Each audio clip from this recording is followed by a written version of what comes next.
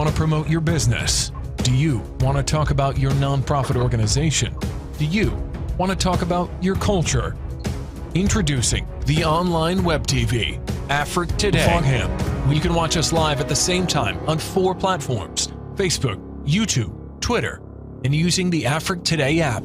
Download our app today for Android or Apple. Promote your business today. For more information, go to www.afriquetoday.com. Afrique Today, the best of digital TV.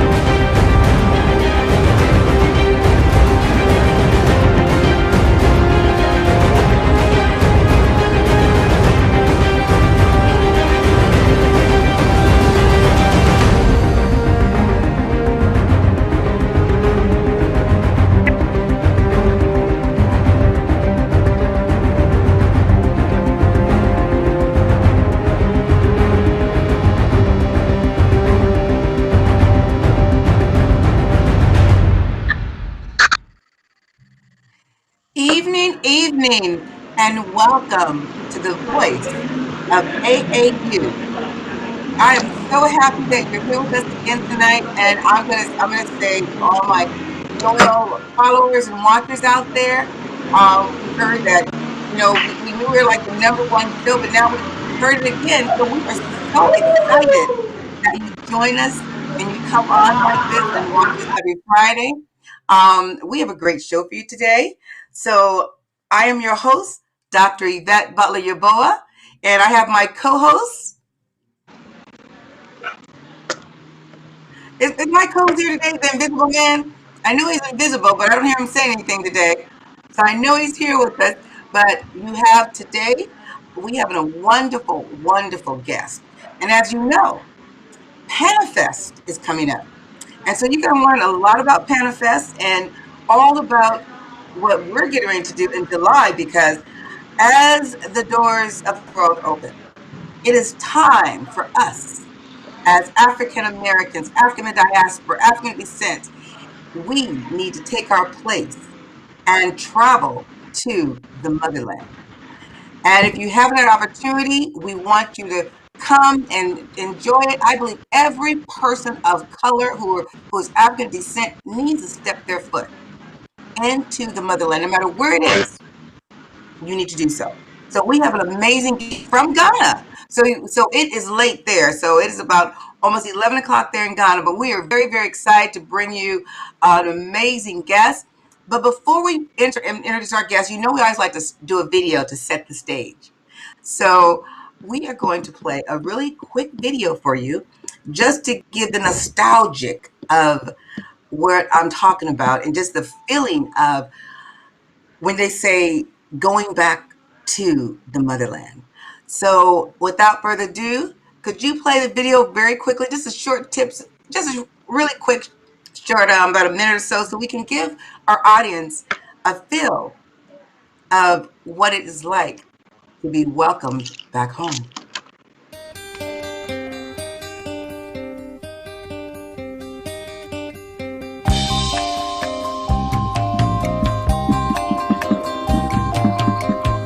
You've been gone, it's an empty home. Come on back where you really belong. You are always welcome home, welcome home.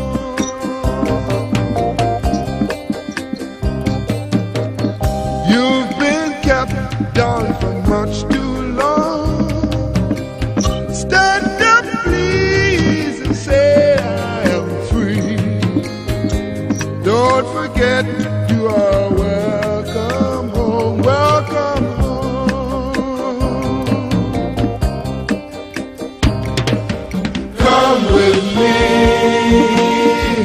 on this happy trip back to the promised land. All will be happy and gay. Come with me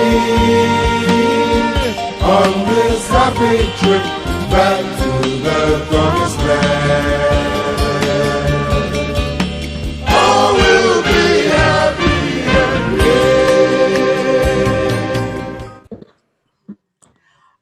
So thank you so much. Now that was PanaFest 2019, and here we come 2021, and we are in the Beyond the Return. And that was in Ghana in PanaFest, and I'm not going to go into PanaFest and tell you about it. I'm going to let my guests. We are so very excited to have the executive director of PanaFest Ghana on with us tonight to tell you more about PanaFest and also about those of us who want to return back to the motherland. Some of the opportunities there are available for us. This has been a very interesting week for me. We've had so many people just calling and talking about coming back to the continent. But without further ado, I'm going to introduce, we have Rabbi Cohen, who currently holds a number of leadership roles in organizations geared to the development of African people worldwide. This includes, he's the executive director of PanaFest Foundation, that is in Ghana, where the first PanaFest actually occurred and is still strong, ongoing. Because we have, I live in Maryland. We have PanaFest here, but it's nothing like PanaFest in the continent where it all started. He's on several boards, as I mentioned, but the Rabbi also assists hundreds of us to return across to the diaspora and making pilgrimages to Ghana and even to repatriate there. And I'm not sure if any of you guys have been watching and following some of these bloggers. There's so many individuals and families, young families, who return back to the continent. And so we're really excited about that because it's just, once you go, you don't want to come back. So I'm going to let him tell you a little bit more about himself because he's also an entrepreneur. He does a lot of wonderful stuff there. And when you go to Ghana, you got to go to his restaurant. I mean, he has the best food there is. So I'm not going to keep going on. Rabbi Cohen, I know it's late, and I want to thank you so very much for this evening and giving us your time and coming online with us tonight. So Rabbi Cohen, without further ado, could you please tell us a little bit about yourself and tell us how you, and actually where you're from, and a little bit more about yourself, because if we didn't go into that, I want you to go into that. Oh, thank you very much. And let me congratulate you on this great work you're doing by having this network and being able to connect the Africa with the diaspora. It is so important that this kind of bridge is being built so many of our people can understand the truth in our own words about Mother Africa and update on what's going on here. I am, as you mentioned, Rabbi Cohen Netanya Halevi. Originally, I'm from Mount Vernon, New York, born and raised in Mount Vernon, New York. And I repatriated back here to Ghana 29 years ago, and I never regretted this made travel here. I am the executive director of the Panafest Foundation. Panafest has, for the last 29 years, since 1992, been the longest serving Pan-African Festival of Arts and Culture on the African continent. We have been a facility that has allowed for Africans to come from all parts of the diaspora, the United States of America, the Caribbean, Central America, South America, and all parts of Europe, to come back and reunite with the African family through the spirit of sharing our arts and our culture, multidisciplinary art forms, performing arts, drama, the visual arts, and all disciplinary art forms, to be able to share in the synergy of what has been the African expression. I also, in addition to that, serve as the convener of the Universal Pan-African Diaspora Coalition here in Ghana, which is a coalition of various organizations, associations, and individuals from the African diaspora who have come back and repatriated here to Ghana and doing business in the private sector, service, and also who have fulfilled their destiny and wanted to come back here to Mother Africa. I also serve in other various capacities in terms of trying to make myself and give my experience to. I'm a part of the University of Cape Coast board for the Center for African International Studies. I'm also a part of the Ghana Heritage Conservation Trust. But most of all, I'm just a humble servant, a brother coming from the diaspora who wanted to return home and to try to make a difference in building up Mother Africa's capacity so that we can really take our place on the stage in the 21st century as Africans and restore our dignity as African people before the face of the world. Now, Rabbi, how long have you been there, and what made you decide to relocate? Well, it's interesting you asked that question because, as you can imagine, you know, I've asked that question quite often when people meet me and realize I've been here for almost 29 years. I've been traveling back and forth to Ghana and Africa in general for the past 34 years, but I made Africa my home some 28 plus years ago. I'm a part of the Diaspora African Forum as well, which is the only diplomatic mission that we have here that's been empowered and credentialed by the AU. And in that capacity, which is headed by Ambassador Erica Bennett, in that capacity, I've been able to travel the African continent and to be a part of a number of AU initiatives. And I often run into that question, what made me move here? And I say, what that interesting thing about that question is I heard Oprah Winfrey's interview with Stevie Wonder. And he gave her an answer that's similar to the answer I've been given for years. I said that as an African born in the diaspora, my grandparents were taken from these shores. And I can say that my great-great-grandparents slaved for the United States of America, and they've never been respected in their dignity as human beings. My grandparents sharecropped in America, and they've never been respected in their dignity as human beings. My father worked all his life in America until he retired. And fortunately, I can say he did join me here for the last 7 years of his life, and he's buried here in Ghana. But he was never respected for as a human being, the full dignity for what he deserved for his character as a human being. And I said, I'm not willing to slave, sharecrop, nor work the rest of my life in America to receive an empty check that is no good, to be fighting for my human dignity as a human being. So I wanted to relocate to Africa, where I felt that my struggle for respect would be meaningful, that my struggle to be able to get along, you know, with my fellow human beings here would be more appreciated. And so I decided that at 40 years old, while I still had strength to give to Mother Africa, while I still could, that I want to move back to Africa, and that even if I had challenges that I couldn't fully overcome in my own generation, that my children could be a part of a nation, of a continent, and of a people where they'd be fully respected as human beings. And if they met any challenges, it would be within the flaws of their character, but not in the flaws of their race. And so I wanted to be here in Mother Ghana and Mother Africa, where I can be respected as a human being. And so that really informed and in charge my decision to move here in 1994 after a series of serious assaults, physical assaults on our humanity in the person of law enforcement agencies at that time, killing Michael Stewart, Eleanor Bumpers, Diallo in New York. And, Yes. you know, what we are going through now as a people, we've been going through. And I was fed up with that, going to rallies and saying never again. And we seemed to be trapped in corner as animals and didn't have any options. And I just said, let me seek out some other alternatives.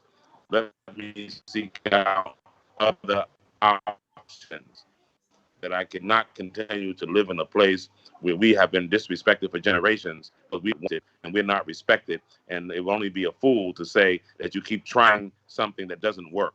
And I decided that I wanted to come to Africa and try something different, something new, where I can find a new chapter in the destiny of my history that can possibly open up chapters for the destiny in the history of our people. You know, and as you're talking, you know, I was getting goosebumps because so many of us are going through those challenges. And one of the things that has been so interesting is, you know, where, you know, and I want to tell the audience, just for full disclosure, we've gone there. We got to meet Rabbi Cohen, and he's an amazing young man that has inspired me to do more.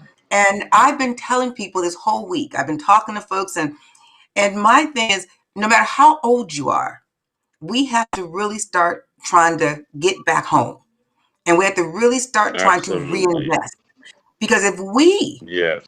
don't start reinvesting into the continent, we're going to wake up one day and it's not going to be there for us. Someone else is going to own that Absolutely. continent. They're going to own that continent. And a Absolutely. lot of Africans This is the time now. migrate, they exit out of the country and they never return, but they're buried there. And sooner or later, what's going to happen? There's not going to be a country for them to be buried in if we, from the diaspora, and as we as African Americans don't start taking our position, our place of reinvesting in our own land. We built this country, so we need to go back and build our own homeland. So, Yes. you know, I say that 'cause I'm like, oh, I get so emotional when I was hearing you, because No, you're a lot absolutely of people have correct. See, forgotten you're about a absolutely lot of those correct. killings. Yes. You- I think that is something that we must really put into the equation. Africa has never been the same since we've been taken out of here. And Mm-hmm. since we've been taken out of here and given our energies and our focus and our concentration in America, we've made America the most powerful and greatest nation in the world. That's not by accident. America was Yes. colonized by England, but she's more powerful than England. America was colonized by the Spanish, but she's more powerful than the Spanish. America even has French people, it had French territories that happened up until the Louisiana Purchase, but America's more powerful That's than true. her. That's because we had kingdom builders. We had experts in kingdom builders. We Mm-hmm. had our forefathers had been around for centuries and built up legacies in Africa and Asia and the world. And they took those kingdom builders from Africa, and we built a new world. When Africa started as as a European exploration, we took that terminology of new world and made it a reality. And our destiny in terms of the role that we have to play in Mother Africa is important, and we must see it that way. Mm-hmm. Our history, our educational institutions have not taught us the fact that when we were taken from here, that made the difference in how the West has risen up to be the most powerful and most significant element and world on the world stage today. And for us to give our attention back to Mother Africa, to focus on her, to lend our expertise, to lend our resources there, would help us to restore Mother Africa's dignity, because Mother Africa's suffering has a direct relationship to our neglect of her and a direct relationship to us having been removed from her. So putting our mind back there, returning our attention back there, and also giving whatever resources that we have back there will make the difference in securing a home that can secure us. I come from a generation that Yes. remembers when Chinese people were not respected in America, and that They are only known to do laundry and have restaurants. But because Chinese people, Yes. wherever they were, attention on making China great, and the fact that China has risen to be a world power makes people look at Chinese people. Japanese people, I remember right after World War II, being a young person in America, people laughed at Japanese products. But when there's a strong Japan, nobody disrespects Japanese people. And the legacy goes on and on and on. And it's not until Africa is respected, Mother Africa is respected, and her dignity is restored, that African people will be respected anywhere in the world. We can make whatever individual achievements we want to make. We can be doctors, PhDs, lawyers. We can be professors. We can be master That's right. craftsmen and skillsmen. But unless your mother and your motherland is Yes. respected, you'll never receive the respect and the dignity that you deserve as an individual until your collective respect is given. And that collective respect for us is our mother Africa and African dignity and respect. And that will empower us all to do more wherever it is that we are in the world, whatever profession it is that we are practicing. I want to jump But in. the Well, before you jump key in, we need to get the is call-in number up. Before you making jump in, gentlemen, Africa can we stronger, get making sure Africa is protected. Yes, let's get this call-in number because this is a live show. Everyone out there, I want you to know this is live. Sorry we didn't get the call-in number up like we usually do at 7:15. Please put the call-in number in so people can call in because we have a lot of people watching today.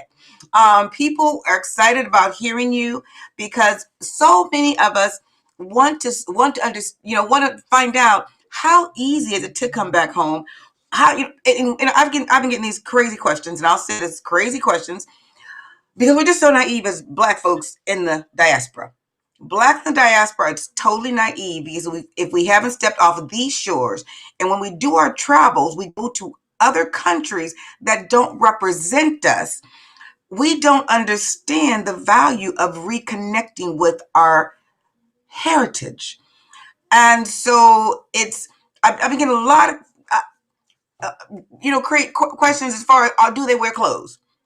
Are they civilized? I mean, and this is to this day and age, and that to me is something that we, as the Africans coming here, need to educate us about their countries, and we need to educate them about us. But we also need to learn more about that motherland.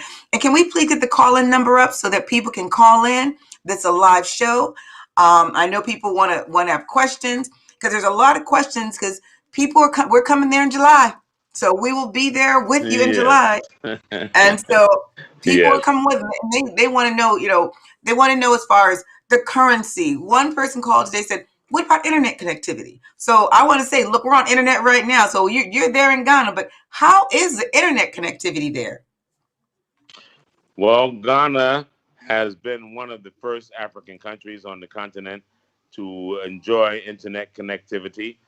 We are still, have challenges in perfecting that. But most areas in Ghana, especially the urban areas, are connected very well to internet, and many of our rural areas are connected to internet. So it's only a matter when you're getting to an area that we call a hotspot. Very extensive internet connectivity in Ghana. We have interruptions of services, but like I said, that's normal anywhere. But you are not disconnected. You are connected with the global network, and you are able to connect here in Ghana from most any of the 16 regions that we have. And so that one, we are blessed with Number. that. And Can I I will jump in say that now? much of Africa enjoys that connectivity, but Ghana is in the lead with enjoying that. I want to jump in and We, ask oh, yes, go two ahead. very serious questions. The first one is, tell us about the role Ghana played in the transatlantic slave trade, and Yeah. as some of the Ghanaian chiefs came forward to ask for forgiveness for sending our ancestors to the Americas, does it completely absolve them of their desultory work? Well, let me say this, that during the North Atlantic slave trade, there was no such thing as Ghana. And that Ghana, like all the contemporary territories that we have on the African continent today, was not established until the Berlin Conference in 1884, when they Okay, divided up that's history, the African continent. but I Let me saw answer your in the question. I beginning. heard you No, very no, well. I heard you very let me well. get to Let me the. answer your We question. got Let me 30 answer your minutes left. question. I heard your question. If you want an Okay, answer, you can't respect say that they ain't been responsible. my brother. I heard your question. Okay, Let come me on with answer it. your question. Come on. Are you listening? Yes, Yeah, go ahead, Rabbi Cohen. Yeah, because Without we have a little interruption? extra time today. it might be an interruption, but come on, give me an answer. No, I didn't interrupt your question. So please don't interrupt my answer. When I finish, you can reply to it. But don't interrupt me, please, in respect to the dialogue. We only have a short time. I agree. All right. So what I mean by that, by mentioning that, is that after the Berlin Conference, we have now territories that now have established governments. Those governments are hybrid in terms of who was in charge during the time of the North Atlantic slave trade, in terms of the chieftaincy institutions. Ghana, in particular, to your question, has engaged in a number of apology ceremonies in terms of Yes. the role of their traditional leaders in the North Atlantic slave trade. In 1992, with the very festival that I'm the executive director of, they had a ceremony that whereby the National House of Chiefs, who were the governing body during the time of the slave trade, apologized for the role that the chiefs or the traditional leaders had played in collaboration with the North Atlantic slave trade and with the colonial powers that ultimately ended up being. We've had subsequently other apologies that were issued here. Unfortunately, that has not been covered by the worldwide news network. So there are people who still have not received that apology, have not accepted that apology, and have no idea that those apologies were issued. But they do exist. There has been a number of programs. My program, again, is one of them. Panifest. They had the Joseph Project in 2007. They have the Yes. Emancipation Day that started in 1998, where we've had a number of initiatives where the people of Ghana, the chiefs of Ghana, have sought to reconcile that ugly chapter in our history so that we can move on and then move on to further hold the real perpetrators accountable to that for reparations or whatever other reconciliations that we feel that we need who have been the victims of that. So there has not been an ignoring of that. There has been an addressing of that. And unfortunately, people who have not heard of that addressing, it has not been documented or carried with the global international news networks. We don't understand that there has not been an ignoring or hiding of that, but there has been an addressing of that. First of all, there can be nothing that can make up for the horrible institution of the North Atlantic slave trade. So one may Yes. say the simple apology is not enough, but apology is where we start. And then after Yes. that, it's only through dialogue that we can come to an understanding of what is an appreciable show of remorse and reconciliation in that area. And that can only happen when we dialogue like we are now to speak. But I don't want to say or give the impression that it has not been addressed or has been ignored. It has been addressed on certain levels. Those of us who've been involved with affairs here on the African continent know the history of that, can name the events, can name the dates, and can name the time and the participants where that has taken place. Also, in that, these various programs have been acknowledged. Now, the AU has directed that every member state of the AU, the African Union, formerly the Organization of African Unity, OAU, has demanded that every African state develops a diaspora engagement policy to be able to Yeah. invite brothers and sisters back home to the continent, to be able to make a meaningful contribution to the redemption and the progress and the development of Mother Africa. So now, certainly, there's not everybody who participated in that North Atlantic slave trade. There's people who remain victims here on the African continent. But because of the educational institutions, because of the control of propaganda, we have all been made to look at each other strange. And we've all been made to look at each other as if we are the enemies of each other. And that's been coming at the expense of letting the real perpetrators go free with that. So I understand your pain, my brother. I come from your experience. I understand the agony, but I also understand that having engaged myself over the years with Mother Africa and with our brothers and sisters here, that there have been a number of initiatives to address that concern. Okay, let me quickly apologize if you felt I was being antagonistic. I was not. there has been the repatriation, the thing that we can go back to Africa. The people who you left from, you mentioned Mount Vernon, New York. You're now on the continent where we are from. Would you say that for the 400 years that we were away from our homeland, that those of us who have been infused with the blood of the Europeans are a new people? And as a, you say you are a rabbi, the Jewish people after World War II, they received a land that they can call their own. Don't those of us who were taken from Africa and brought to the Americas, the diaspora, as you say, don't we deserve to have our own country rather than being repatriated into another country? Well, my brother, I think that we deserve as many options No, no, that it's not an many option. other See, people we would we have we to have their had disposal. We 400 have years of options. destruction The Jews upon have us. a homeland, We but deserve our what own I'm homeland. saying, brother, Liberia was established for a It homeland was for Africans established in the by the diaspora. The same Caucasians. as Sierra Leone. It was The same established as by the Sierra Leone. Caucasians, not by us. Well, nonetheless, what are you? Who are you asking to establish that homeland then? No, Because it's a if you are question. asking for, It's a no, question. what is the When you were question? talking about you asking me a question, What is the question? the question is the people who were taken from Africa are not the same as they were. We have been changed.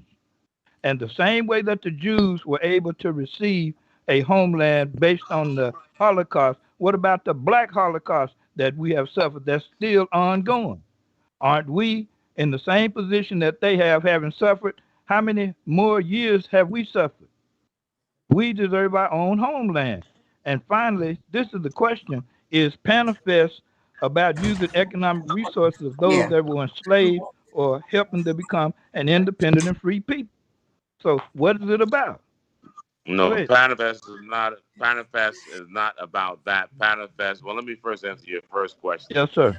When Yeah. when when you speak about um, an independent homeland, where are you talking about? Sir, that's not something that's to be discussed in open air like this. The Well, question the is, reason now you first you asked have the to question in acknowledge open that we air like deserve this. a homeland. The reason why I asked that because you asked the question in open air like this. And when you read, Don't when mean have we about understand our information. history, we understand that Yes. President Abraham Lincoln of the United States of America proposed that African Americans have a homeland in South America or the Caribbean, and also ultimately even Africa. The leaders who were representing the African American community at the time rejected that. As you said, the American Colonization Society, offered to get a land in West Africa, which ultimately ended up being Liberia. That was not our initiative, but their initiative. The Honorable Elijah Muhammad of the Nation of Islam requested that the United States of America give two states in the United States of America for a homeland for Africans in America to have their own state. The Republic of New Africa within the United States of America asked for five southern states that ultimately had majority black populations after the Civil War to have a independent African state. So when I asked the question to you, who posed the question, where are you talking about? Since we've had this covered throughout historical archives before, and they fell short on the ears of the majority of Black America who didn't want that. What are you specifically talking about? Since we have multiple examples of this issue having been Let addressed, me let me let me how answer are that. you asking that question Well, today? let's Let me let well me let's answer not go that into this question question very because we quick. can't. The No, no, Invisible no. Man, we That's can't. a valid question. That question I can know it's be a valid answered question, by the but I don't Honorable think we Saad can Muhammad, answer that who today. gave that information on February 28th. You can find the information on, it's called the Savior's Day 2021, the crowning event. So if you want, or any of the audience wants to hear the answer to that, they can find that on YouTube. Savior's Day, the crowning event of 2021. The Honorable Saad Muhammad gives that information. That's not my place to give. No, but you asked All the right. questions, and I'm just letting you know that I have a historical background of the nature of your question. If you Yes, want to sir. understand what Yes. I'm talking about here today, I'm talking about those who want to come back to Mother Africa and assimilate with our brothers and See, sisters in the assimilate is the African same thing that continent. we have done here in America. We need to Well, have No, no, our own place. well, no. What I Invisible understand Go that, Man. ahead. my brother, I'm through. I understand that. My answer to you was to let you know that I understand that by All giving you right, right historical on. references. Yes, sir. But when you want to No, ask me Invisible about what Man. we're doing with Panifest, we are trying to come back to Mother Africa to Yes. identify with our brothers and sisters who are also not the same people that they were when we left them, who have also been devastated by colonial Yes, occupation sir. and Hmm. by mixing Yes. and have Yes. become hybrid in many ways. And But we have decided that this tourism is is one of not the options that we have. self-determination. No, my brother, like I said, Well, Yes, see, I sir. know this is Panifest not a is, monologue Respect. between me and you, but you want to ask me about what we're doing with Panifest, that's what I'm yes. telling you. Now, we can have our own private conversation about options and about strategy. But if you want to hear the answer of what we're doing with Panifest, Panifest is focused specifically on those of us who want to come back to Mother Africa and restore the dignity to Mother Africa and work with a nation that's willing to work with us and give us the opportunity to share our resources, our experience, and our intelligence to make a safe and a strong place in Africa so we can use that as a catalyst to build the rest of Mother Africa so we can be strong as a people. Yeah, and we Respect. had this, and we had to start somewhere. So Panifest, I'm going to tell you, I was at Panifest, and it was the most wonderful experience because, unfortunately, here as those Black in diaspora, what has happened to us, and also in the motherland, we actually are mentally castrated, and breaking those bondages of mental castration has actually occurred for me when I went to Ghana, and I was able to really feel renewed. And I think that's what a lot of our audience are really wanting to do, because unfortunately, where we are now, and we got to start somewhere because we can't keep waiting for anything else. We got to just make our moves and do them now, because in this country as it is now, we as people of color and more melatonin in our skin, the more melanin that you have, the less respect you have. And so we have to understand that we as people of more melatonin, I love to say that because everybody's Black, but those of us who have more melanin, we need to make sure that our future, especially now, our immediate future is taken care of, and our children's future. And so I want you to tell people about some of the challenges that they might see if they want to repatriate. Because a young lady, she's watching it, and she's texted me. She said, "Ask you, how difficult was it to find work, to set up a life, and really become part of the fiber of the country? And is it possible? And then also, what about citizenship and owning land there?" That's a question that's come up. They want to know citizenship and owning land there. How do you have any information on those things? Yeah, two very good questions. First of all, citizenship precedes owning land. The important thing that many of us have been working on over the years is a clearer path to acquire citizenship for the African, for Ghana to be able to accept the fact that we belong here and that we should be able to have access to citizenship. Now, that one is no problem if you want to come here and become a citizen of Ghana. What poses the challenge is that most of us want to be dual citizens. We want to be citizens of Ghana while remaining citizens of America or wherever else it is that we come from. And therein lies the challenge. Not the challenge that it's an impossibility, but it's easy for anybody to come here anywhere in the world and say, I want to be Ghanaian, I denounce my citizenship, and what is the process? That's easy. That can happen fast track. But when you say, I want to be a Ghanaian citizen and I want to remain to be a citizen of the country of my residence or my birth, then that is another challenge that we are working on, have been working on, and are closer to achieving. Some of us have received citizenship. I am a dual citizen. We have a number of Africans from the diaspora by virtue of the North Atlantic slave trade who are now citizens. The government of Ghana is working on developing a policy that gives access to Africans born in the diaspora by virtue of the North Atlantic slave trade to become citizens of Ghana. Right now, their law on the books allows for people to have the right of abode. The right of abode, since I'm talking mainly to an American audience, is similar to a green card system. You have an opportunity to become eligible for right of abode, which allows for you to work, allows for you to live here without any time limits, allows for you to go and come in and out of the country, but it does not allow for you to say, be able to vote or to hold a political position. But you are welcome to the country. Now, the dual citizenship offers you a right to be able to vote, to be able to hold some positions, but not strategic positions in the country. It allows for you to acquire land. It Okay. allows for you to be able to own land. If you're not a citizen in Ghana, no matter what your nationality, you cannot own land. You can rent land. You can lease land. Ah, You can lease land for 49 years, and depending on the circumstances, maybe 99 years. But you must be a citizen of Ghana in order to own land outright.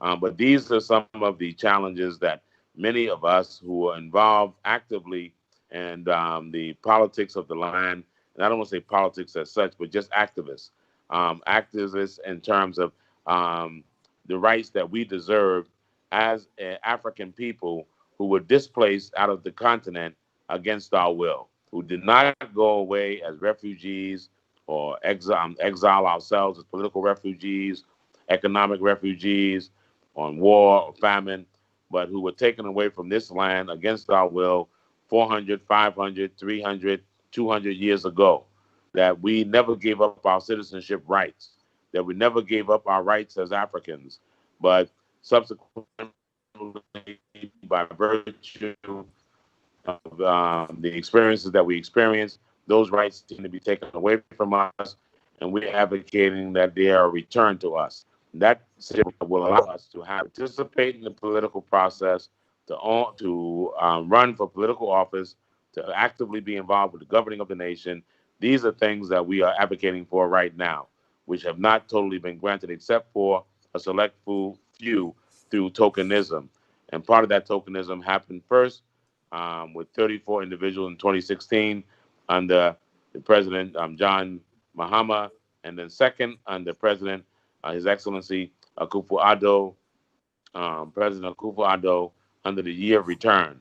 And we see that this current administration is also working on constitutionalizing that by presenting amendments to the Constitution and legislation to the Parliament so that we will be able to be recognized as a constituency that has to have greater access and a clearer path to citizenship so we can enjoy all the free rights of the land that we want. And so it is not as difficult as it used to be, but I don't want to say to our questionnaire that you won't have some challenges with it. There are still challenges with it because with every government, when the government or parliament or whatever legislative body that governs a land makes a law, it still takes time before that law filters or penetrates throughout the land and the country and throughout the regions. So that means that the immigration laws still need a lot of reform, and immigration officers who are in the various offices of immigration still need a lot of orientation of how to handle us so we're not treated as foreigners, and that we're treated as family that is returning home after a long journey. oh, and that was I wanted to get to that as far as when because you're talking about land. Someone the question she's asked, this one woman she bought tickets just to come there and was just coming. How likely or how easy is just to pack up, come, and should you have a plan? And when you buy land, there's a lot of information about you buy land, but it's not really yours, or it's been sold 2 or 3 times. And so, can you speak to that a bit? And how secure is it to send money to get land or go and get land? Can you ask? Can you speak to that at all? Well, we should, yes, of course. We've been so traumatized as a people, and especially during these last, 4 years in the U.S. and all the things going on, people are just so Yes. frustrated and fed up. They just want to leave and come to Mother Africa. They've heard that some of us are here, we're enjoying Ghana. Let me get up and go.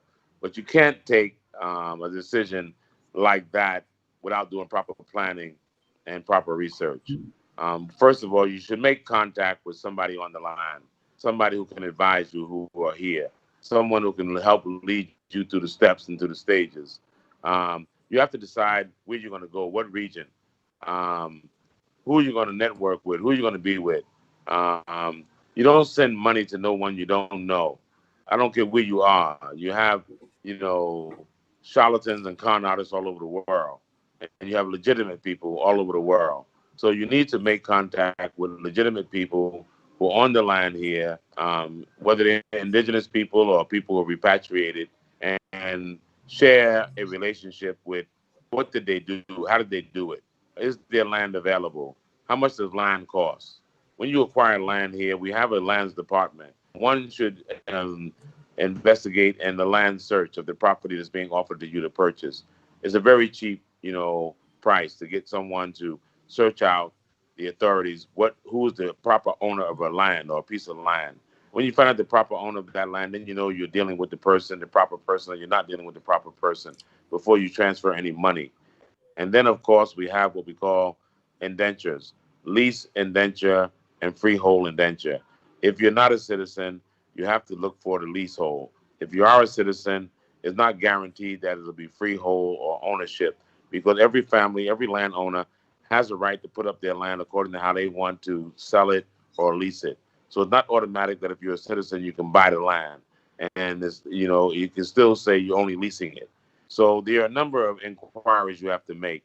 But the first thing I will advise for a program as short as this is to talk to somebody who's already in the land that can be an advisor to you, that you can hold accountable, that if they lead you wrong, you know that you can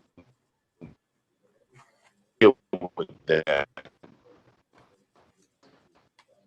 And, and so that you lean on their advice, on their experience, get up and move, see what you're doing. Everybody, so that's part of that responsibility. So you need to connect with a family. You need to connect with somebody in order to keep you connected that can help walk you through and help you make whomever it is you're dealing with responsible. And I advocate that very strongly, because we've had many people who have moved on their emotions.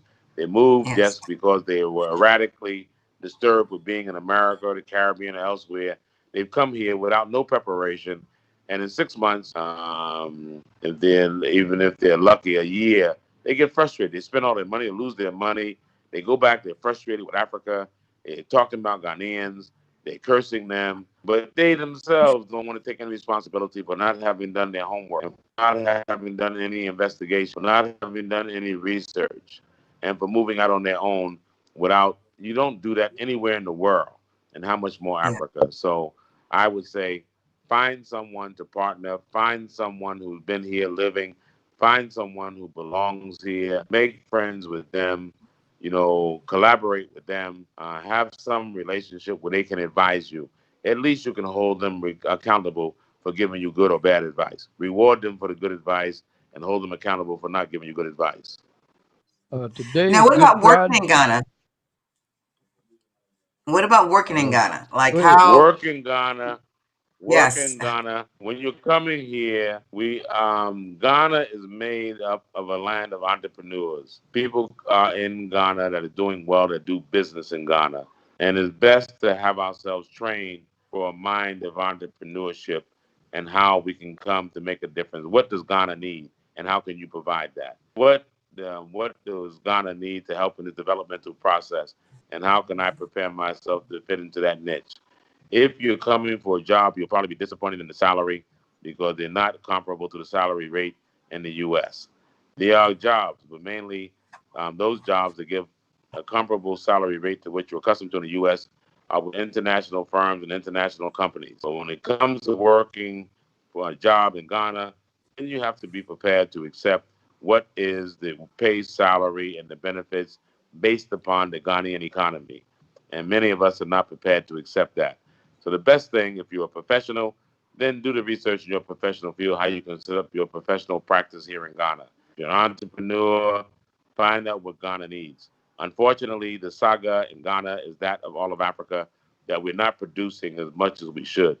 So everything here in Ghana is imported, meaning that business is viable in the import-export business, people providing services for the needs. There are a lot of needs, and you need to be able to refresh yourself to what are the needs here, and how can I help to satisfy those needs and make a business out of it. So don't think about job, even though there's jobs here.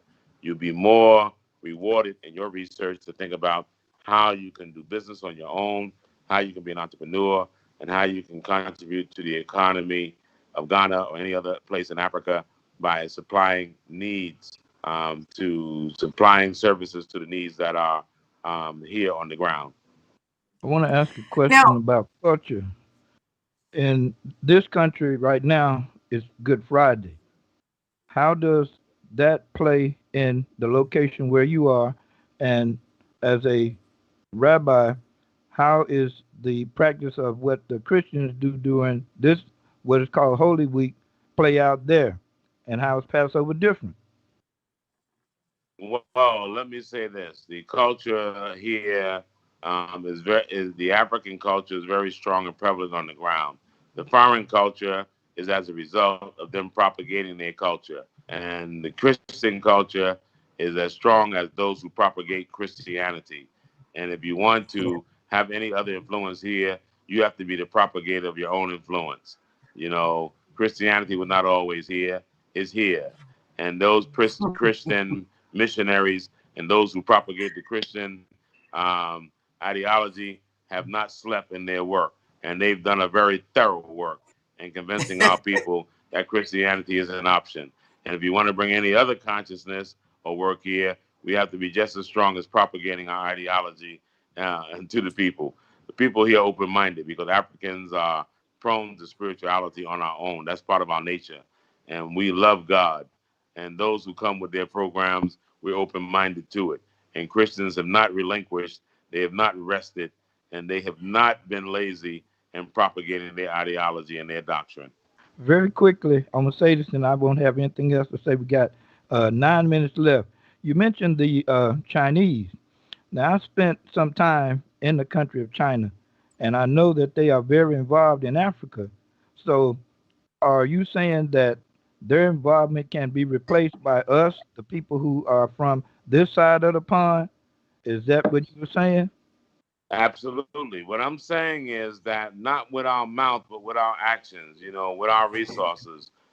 We need to look at how are we going to do less talk and more action. The Chinese are no more loved in Africa than any other ethnic group, but they come here with their resources.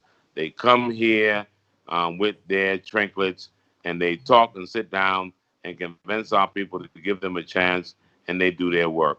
Our people are no more. I mean, if we come here with a program, with our resources, and we promote ourselves here, our people are as receptive and open to us as they are to any other people.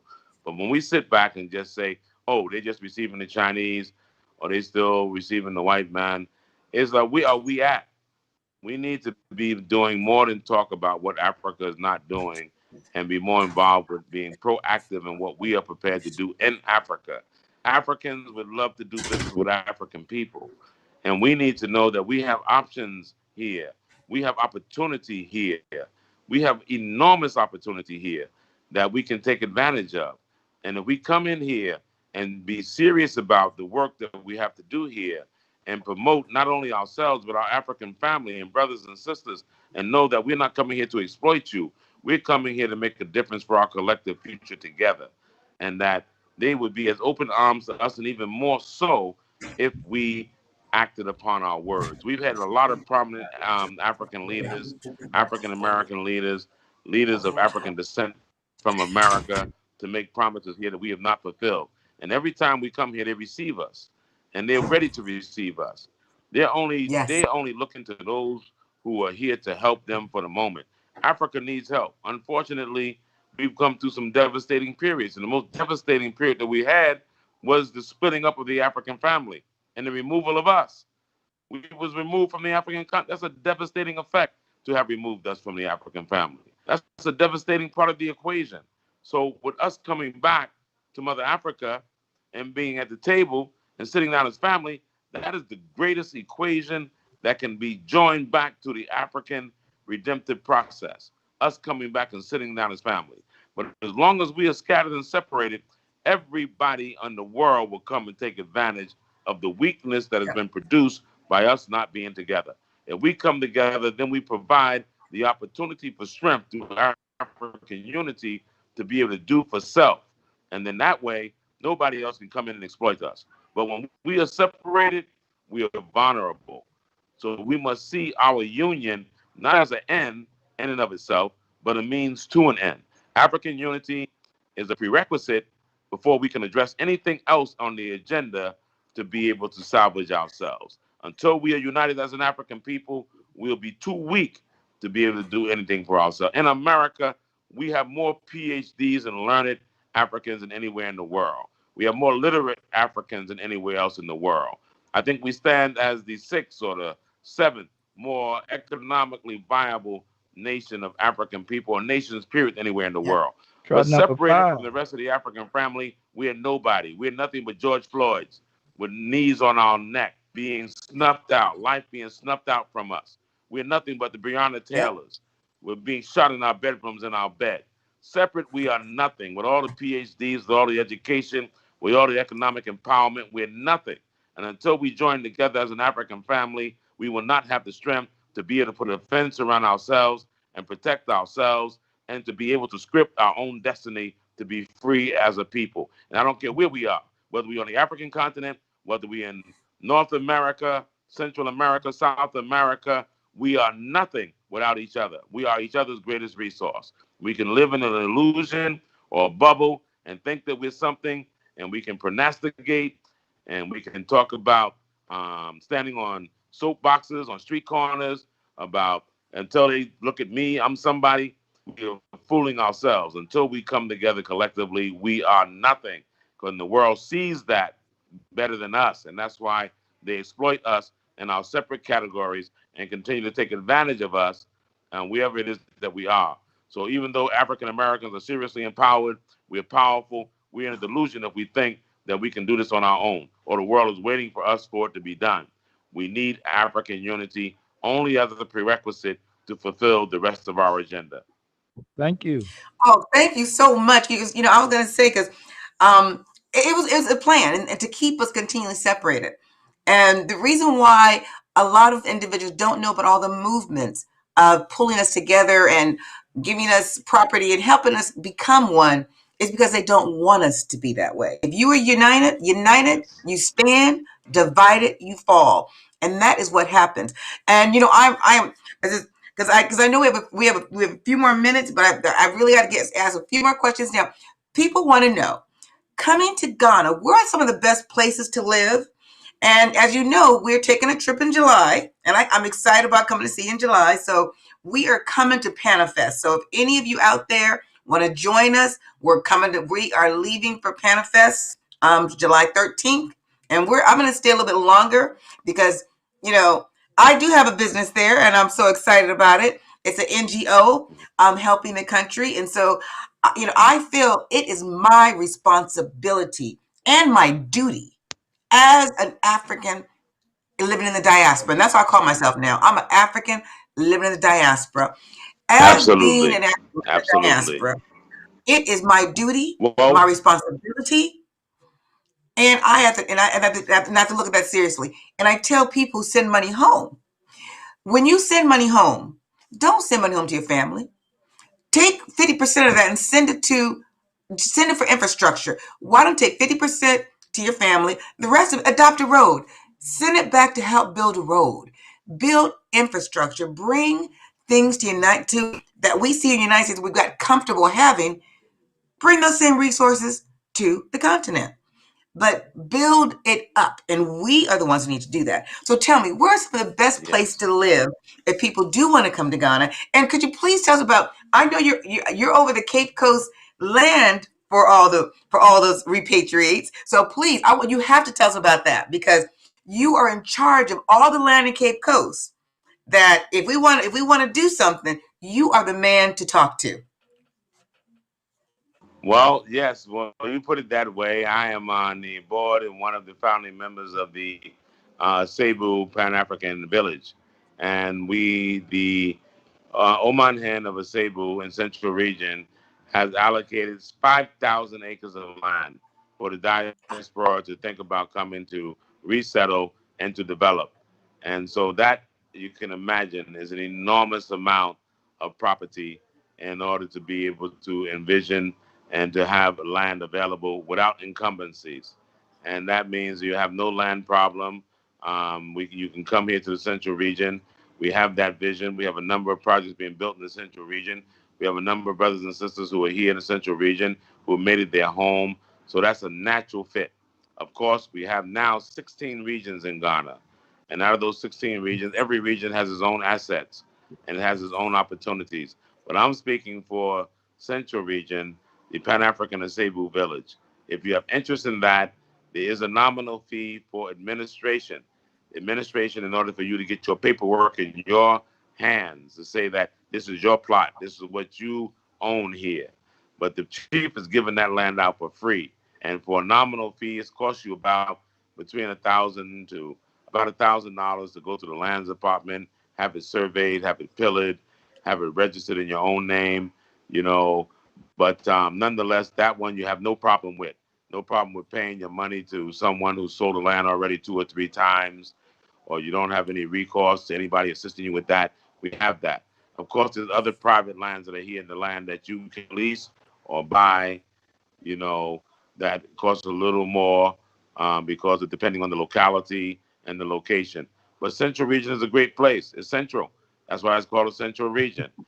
You have areas like Accra, a little more complicated because it's metropolitan, it's growing, it's business, land is much more expensive there. We have the Volta region, very beautiful region. We have the northern region, starting with Kumasi, Brangahafo, Northeast.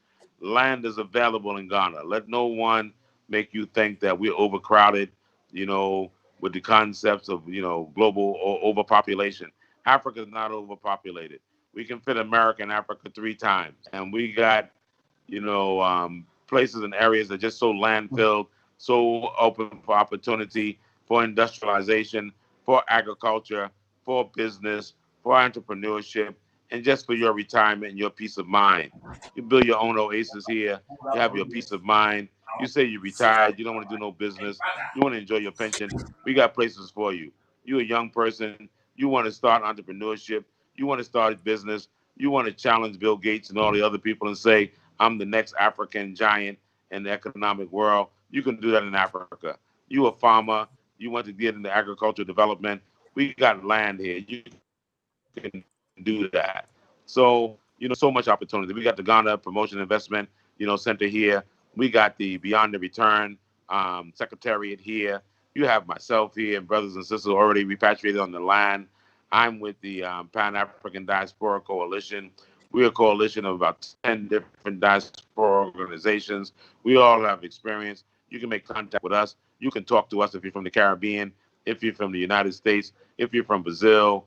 You know, you can talk if you're from the UK, any part of Europe. Somebody amongst us have experience that can help you make your decision of how you want to come back to Mother Africa. Panafest as a festival is a festival of enjoyment. It's a festival of arts and culture, but it's also a time when we come together, reunite the African family to also talk about how we can network, how we can repatriate back to Africa, how we learn off each other's experience. So Panafest is like a complete package. Or during the day, we handle business. We have a colloquium and conference where we examine the challenges that face us as an African family. During the evening, we enjoy our culture through arts and music and drama and everything else. This year's festival is being planned from July 23rd to August 2nd. We are condensing it in a way that it will be attractive to the immediate needs of our people. This year's theme is securing the African family, our soul, our health, and our wealth.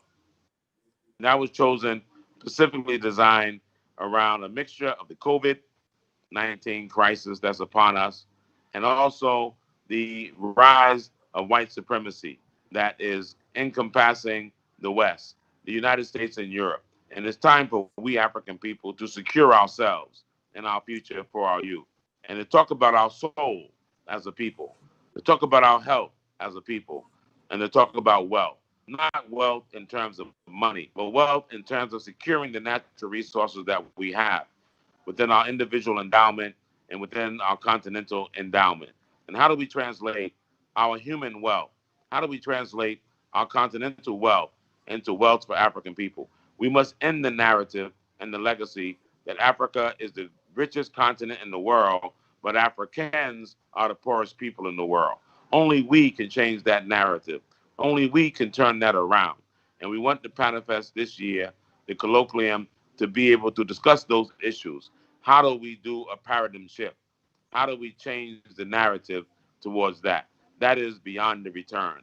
That is what we look forward to this July and this August during Panifest. So I advise those who are listening to follow our website, panifestghana.org. Panifest is Panafest, Ghana, Ghana.org, and www precedes that. Follow us on the website. Be a part of this momentum. Be a part of this family, but be a part of this festival. Come to Ghana. Come to Ghana. We are here. Like the world, we have been affected by COVID, but we have not been stopped by COVID. We have not been overcome by COVID, and we continue to meet those challenges. So Panifest 2021 is coming on, and we invite you to join us here for this year's Panifest. We invite you to be a part of this unique African experience. We invite you to be a part of beyond the COVID and beyond the return. So nobody that's going into the future can look at going back to the way things are. Here at Panifest 2021, we're discussing of how we go forward. There's no going back. There's only forward ever, backward never. Oh, that, let me tell you. Now we can't end with that note, because I have to talk about. We are going up to, when we come, we're going up north, and so I just wanted you to tell a little bit about the trip for people coming. The Paga. We're going all the way up to Paga, and so we're trying to get 5,000 acres of land there as well, so that we can start trying to get folks to repatriate up to the northern area, because everyone's so concentrated in Ghana or in Accra.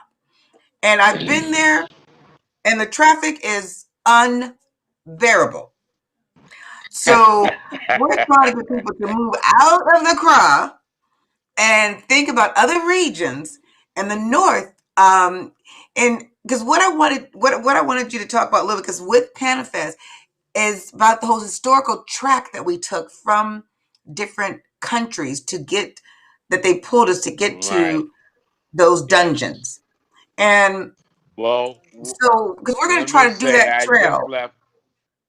I just left the north 2 weeks ago. I Mhm. went to Salaga, I went to Tamale, Kintampo, Tachiman, and the reason was to let them know that we're going to be inviting delegations during Panifest to come to see them to retrace the slave route. And we have a pre-Panifest package that will take place earlier than the Panifest that is encouraging delegations to go up north all the way to Paga and come down the slave route to the south to open up the celebration of Panifest. And so for those who don't know, when we are in Ghana on the south, on the southern coast, we have over 29 forts and dungeons there that some of them even call castles. Yes. 3 of them are called castles. And these were the exit points for our ancestors. But where we were captured is in the interior. And the interior is called Northern Territories. So we are on the coastal line in Accra and Cape Coast and Elmina. That's the coast. But where our ancestors were captured were from interior lands and from other territories other than even Ghana. Because in those days, we didn't have Ghana, as I said earlier to our earliest questionnaire, that Ghana is only a post Berlin Conference territory in terms of former Gold Coast. But the territories where we were captured from did not have the same boundaries, and they were the interior, which is up north. So we are encouraging a northern tour. Up north have so much viable land, farmland, anything you want to do. 5,000 acres is nothing up north for them to allocate to you or anybody else for us to come up there and do what we want to do. The northern land is so rich. And all of the elders that we met with, and this is just 2 weeks ago, all of the elders that we met with said, tell the brothers and sisters to come home. We have land, abundant land. In fact, the sentimental thing that broke some of our members down in tears, because I went there with 15 brothers and sisters from the diaspora that I led there. And what some of the elders said is that because so many of you were stolen from us, we don't have enough people to occupy the land. So the land is larger than the people that we have to occupy it. So please invite the brothers and sisters up here. So we assured them that they will be coming.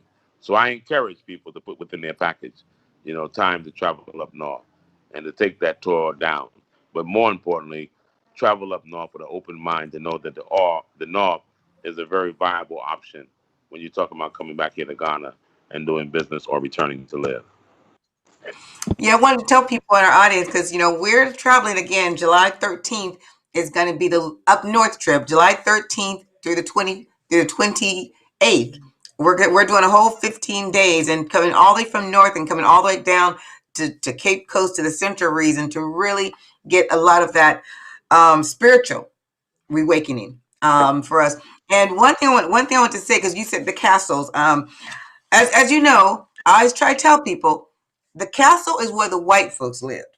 We were in the dungeons.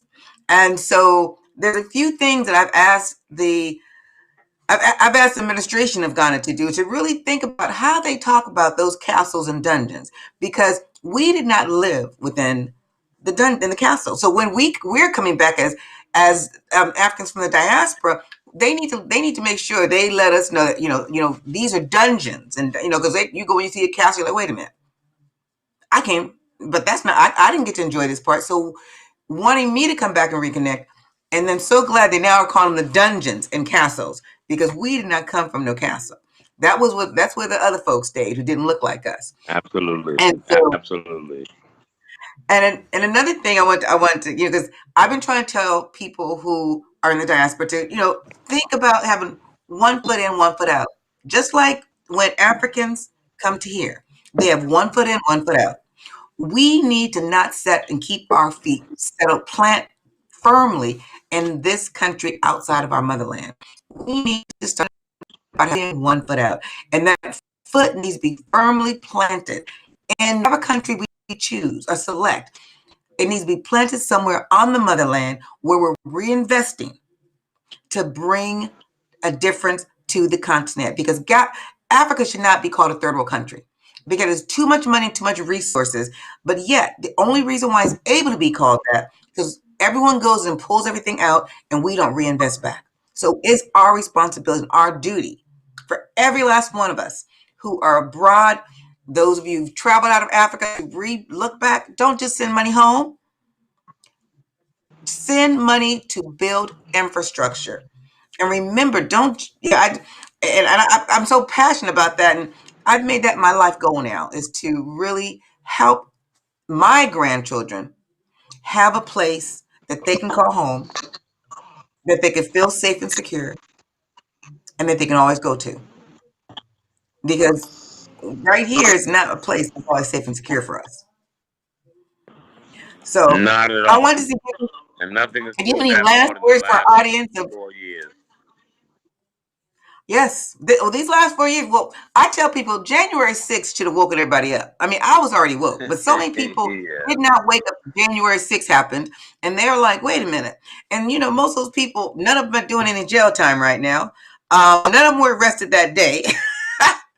And when you saw the peaceful demonstrations of Black Lives Matters, they were arresting people that day, and there's still people in jail. And so it's interesting. There's just a dichotomy and the difference, and people need to wake up and see that. And no one's actually, they see it, but it's like, we're immune because we're numb. We've been downtrodden so long, we're numb to all these things that are happening. I can't even watch a trial right now, Chauvin's trial. I can't watch Chauvin's trial because I'm like, what's going to happen? Yeah. Another Breonna Taylor? Yeah. And I don't even want to watch it because, and I told my husband this today, that if they don't imprison us, if they don't kill us, they will try some way in form and fashion to keep us down, to keep us from producing, oh, you're yawning over there. I know it's late, so I'm not going to take much more time. I want you to give some last words and encouragement to our listeners out there. And I've got a lot of, because I love it. People have been talking, they're enjoying this conversation. They're excited about coming to Africa. I'm like, oh my goodness, good. So I want to make a last Please, everyone comment. out there, I says, I'm glad you're out here watching, and I think we answered a lot of the questions, because a lot of the questions came as far as, what getting to Africa. Oh, one thing they want to know: in exchange, how long can their money last there, and how much money should they bring to the continent if they're coming for vacation? Also, if they're coming to stay a little bit longer, what kind of money should they bring to the continent? Can I Well, make a that is comment? subjective to the appetite of those who are coming in your lifestyle. But let me say this: your money is about 5.5 to 1, 5.5 to $1, and that dollar goes a long way. And one should be able to look at, when you come here, look at what you need to enjoy yourself, but also what you might be able to do to make some investment. And your dollar goes much longer here than it will go wherever it is that you're coming from. And I say that because I know we may have a mixed audience. So save your money. I know that there were jokes going around here, around big companies having items for sale for $13.50 because they expected that we were getting $1,400 in stimulus to steal our money from us. But I would say that look to save that money from spending on excesses there to invest it in something here, and it will go a lot further for your returns and Africa than there in America. And put that money with somebody else so that collectively it has more buying and bargaining power. Look at trying to invest in some land, because land is the only real estate in the world. You cannot make more land anywhere. So wherever it is that we have land, it's valuable. So I would say look forward. You can buy land from here in rural areas for anywhere from any $500 to $1,000 on up. And then even in urban areas, you can get land, plots of land, acreages of land. And so come here, put your monies together. You can do it as an individual. You can do it collectively with family or friends. Buy some land and then have an idea of what you want to do on that land. Make an investment in Africa. You can enjoy the top hotels. You can drink all you want with your cocktails, fruit cocktails, alcohol cocktails, any food you want, top level chefs, anything else. But invest something in Mother Africa. Pool your money together so that we can make a difference. Don't waste time complaining with the Chinese. If Africa is a gold mine, the Chinese see it, don't mind them and don't blame them for seeing the gold. If Europeans have continued to see it as a gold mine, they invested in here, don't blame them.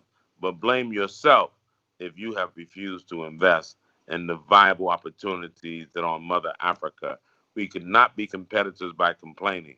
We can only be competitors by competing. And competing means that we have to be in it to win it. Every opportunity is here, and let's take advantage of it, from the least to the greatest. Wherever you start, it doesn't make a difference. $100 investment is an investment. $1,000 investment is an investment. A $10,000 investment is an investment, and so is 100. Don't fear about how small, and don't fear about how large. Do your homework. Don't throw your money away. Be alert, but remember, Africa deserves your investment, and you deserve to invest in Africa. Oh, thank you. And Robert Cohen, before you leave, could you please give your website again so people can hear about your website? Because I want people to travel, All because right. there's a lot of folks out here who won't be traveling with us, but are interested of coming, and they want to know how can they do it safely and get there. So, All right. and I'm going to show my shirt too, because Chris's hotel and his restaurant. Oh, and your restaurant. You didn't say anything about your restaurant. My restaurant. Oh, Mabel's Table and Elmina. Mabel's Table Restaurant and Guest House. You're welcome. The only table on the ocean. You get a taste of the continent and a taste of the diaspora. The only place you can get you some good tilapia, banku, and pepper. Oh, you get you something you can enjoy. And our website number for Panafest is www.panafestghana.org. O-R-G. Panafest, Panafest, Ghana, as the nation as we know it, Ghana .org. Wonderful, wonderful. So for all of our viewers and listeners out there, please make sure you got that website, because we want everyone. If you're not going with us, we want you to go to the motherland. And I say that with all my heart, because that is where our historical blood runs. I tell people our blood runs deep on the continent of Africa. Even though we're all spread out, that is where our historical roots come from. And we need to honor that. We need to appreciate it, and we need to respect it and try to give respect where it's due. So I wanted to show, I have my little shirt. I'll just stand up really quickly. So this is when we went to the year of return. So I made sure I wore this today so that everyone could realize Very this is good. this was, 2019. So now it is 2021, and I'm going back to Panafest and back to my roots, because it's all about reconnecting. And I can't say the experience. Everyone has a different experience, but the experience that most people will have coming to the continent is something that you'll never experience anywhere in the world. I don't care how well traveled you are, what you do, going to the continent and feeling that love, the love that our brothers and sisters give us, and they're happy to see us. And so all those misconceptions of Africans don't like us in the diaspora, oh, that is not it. Not true. It's a lie. Yes. We're all misconceived and we're miseducated about each other. And when you go to the motherland, you will feel like you're at home. Absolutely. Absolutely. And I tell people, you might see somebody who looks like you and say, hey.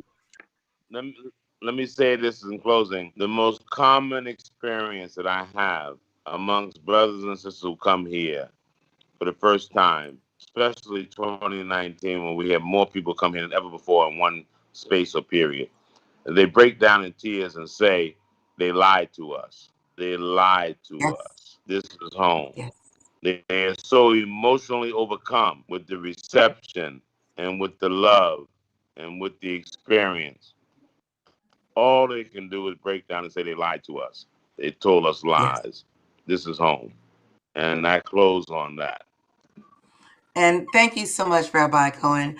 And thank you. I know it's late, and thank you for being on with us this long. And we want to thank also Afrique Today for giving us a little bit more time to talk to Rabbi Cohen, and he's in Ghana and has been there for almost going on 30 years. He's at 29. It's almost that's close to 30. So been there almost 30 years, successfully living in a foreign country and loving it. And there's so many others who are like that, who are enjoying their lives. And I tell those folks out there who are looking about, where do I retire? One thing that I'll say, when you buy land in Ghana, you own it. As far as if you lease it or not, but there's no tax paying for if you don't pay your taxes one day. Oh yeah, that someone's coming to get it. It's true. Very true. Yeah. So if you lose your job or whatever happens to you, you still got your land. Because if we're living here now, and people are concerned about paying their mortgage, or even if they own their homes, and what do I do about my taxes? We never ever truly own anything in this country. It's always for lease, because you're always paying something that you've already paid for, and you keep paying for it. And in Ghana, that is not the case. Once you own it, you own it. It's yours. So I'm excited about coming back home. Oh, and Rabbi Cohen, I want to thank you so much for giving us this time. And we would love to inviting me on and sharing with your audience. I appreciate it. Oh, let me tell you. And thank your audience for listening. And I ask permission to bow out now. Yes, Thank you because very I know much. you over there yawning. And so, but someone to say again, they said great conversation, awesome conversation. Someone else said thank you, Rabbi Cohen, for your knowledge. Um, so it's going to go on. So I'm excited. And unfortunately, I don't have what most people contact me on. So they've been texting me. So I want to just thank you, and you get some rest, and we'll be talking before we come, but All right. we will be leaving Thank July. you. Mr. Yaboy will be there much earlier, but July 13th for All everyone right. out there. Thank you so much, Rabbi. We will be You're traveling welcome. to the continent. Our trip is July 13th through August 28th, which is the 15-day. We also have a 9-day. The 9-day we won't be going up north. So that's 17th to 25th. So those individuals can't give all the time, but you still will get to meet Rabbi Cohen, because we will definitely be going to Panafest. You'll get to meet this unbelievable, awesome, just outstanding man. And we always eat at his restaurant because it is one of the best restaurants in Almena. And I say that with full disclosure. It's the best restaurant, and it's beautiful. The location is on the water, so you get to eat and watch the water. And I think, can we even pick a fish out if we want to eat? But I'm not sure. But the food is, and it's just one of the best places. Remember, it's Mabel's Table in Elmina. That is, they have all sorts of lodge where you can also stay there. So it's great accommodations, great food, great people. Because Ghana and Africa is an open door for us. We have to understand that. We have to embrace it. And for those of you, and I say it to my African American brothers and sisters, if you have not engaged in working and really understanding someone from the continent, I urge you to go out and meet someone and help learn a little bit about them. And also, our job is also to teach them about us, because we have gone through a lot of pain, but we both have gone through pain. We've gone through 400 years of enslavement and still continually having that. And those individuals from the continent have also gone through colonialization. So they've been brainwashed, we've been brainwashed, but do understand, at the end of the day, you are my brother and sister. We need to unify. As Rabbi Cohen said, we will never, ever be respected if we do not change what we do now as far as becoming together as one. It doesn't matter what religion you are. It doesn't matter, all this. They say, we have been mixed up, and the rape and incest that has occurred. We still from the motherland. We're still home. That is still home for us, and we have to embrace that no matter what, and come together as one. So I want to thank AAU. Say something about my wonderful husband. I say one more thing about AAU, American Africans United. Please go to our website if you're interested in taking a tour with us. Go to AAU Tours. That's AAU, American Africans United Tours, TOURS.com. So if you're interested in traveling with us, it's July. Please, there's still space available. Not much, but there's a few spaces. And so we encourage you, if you are interested, to please do so right away, because we're closing everything off by the end of next week as far as the numbers of folks. So please, if you're interested, you can always go to our website. You can always, can you put my email up there one more time? You can also email me at ybutler@gapbusterinc.org. ybutler@gapbusterinc.org if you want any other more questions and more information, even if you're not traveling with us, just about traveling in general to the continent. We look at, we're focused on Ghana today, but there's many other countries. There's Sierra Leone, there's Nigeria, there's Ethiopia. There's so many that you can travel to safely and actually have a great time and really think about going there. But Ghana is the only country so far that has invited us like they have, apologized like they have, and is working to put within their constitution a pathway for us in the diaspora to become part of the motherland. So that is something that is very important to me. It's vital for our survival. And really, if we want to think about our generation, the generations to come after us, we got to do the footwork now. We cannot leave Africa for other people. Africa is for Africans, just as Kwame Nkrumah said. Africa is for Africans. We are all Africans. Let's make sure we take that and heed and internalize that and do what we have to do for Africa. Again, I want to thank all of my viewers today for coming on and listening to us about Africa and Ghana and beyond the return.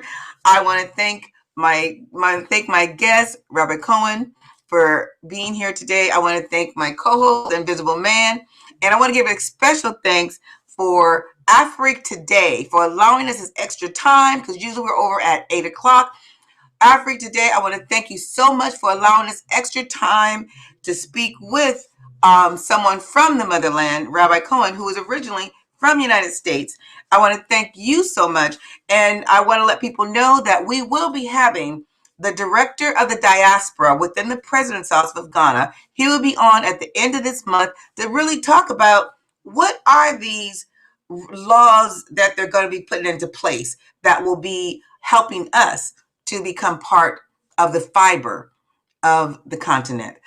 Again, I want to thank you and have a wonderful, so they say Easter, have a wonderful holiday weekend. Don't eat too much. I'm just waiting for the candy afterwards. So I want to thank you again and look forward to seeing you next week. Thank you.